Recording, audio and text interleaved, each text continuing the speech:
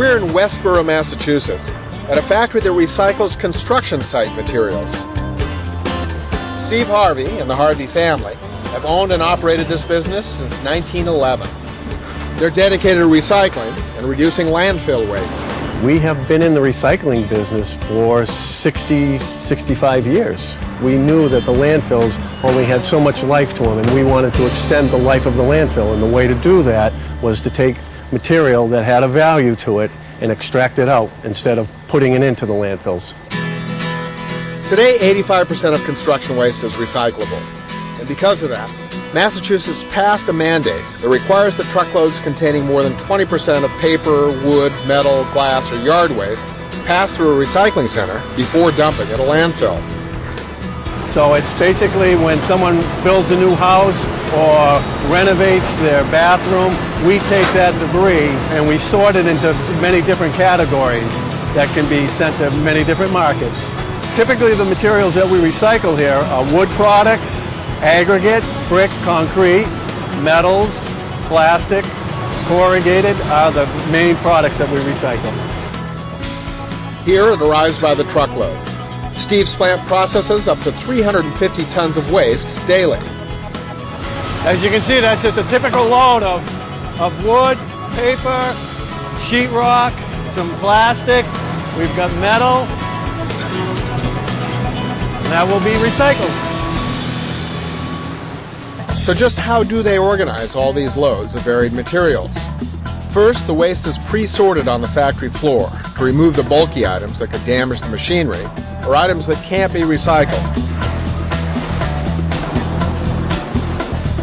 Next, the recyclable materials are fed onto a conveyor belt.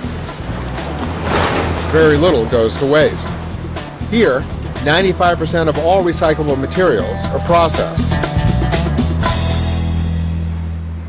Now the material needs to be separated, so the conveyor belt carries the recyclable materials to a rotating trommel or drum. Here, everything is sorted by size. It's holes within the sides of the drum. So the first section is a 1-inch hole, the second section is a 12-inch hole, and then you have everything ejecting out the very end of the barrel or the trommel, which is 12 inches and over. From there, the heavier items ride the conveyor belt into a water bath, where they're separated by buoyancy. Wood and other items that float end up on one conveyor belt, while heavier items that sink, like metal, brick, or concrete, come out on another. This is the belt that takes the sinkable stuff up and out of the water. There's aggregate, brick, concrete, metal, shingles, tiles, things of that nature. That will pass underneath a magnet. The magnet takes out the ferrous metals, and everything else will go back into the cabin where it will be hand sorted. The final destination for each conveyor belt is a picking cabin. This picking cabin handles the larger items. This is the material that makes it all the way through the trommel, so it's 12-inch or larger.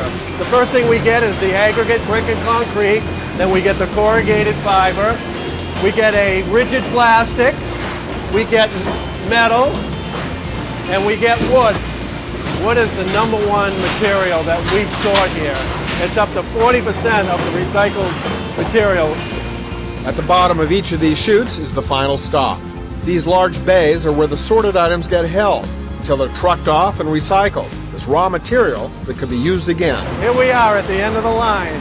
This wood material here is used in the manufacturing of particle board. It's also used in biomass plants to generate electricity as a clean burn fuel. Metals will be melted down and used again for other metal products. Paper and corrugated cardboard gets baled and shipped to paper mills all over the world. And last we have our aggregate, brick, and concrete. That gets crushed up and is an excellent source of a structural road base. We are definitely reducing the amount of material that is going into the landfills.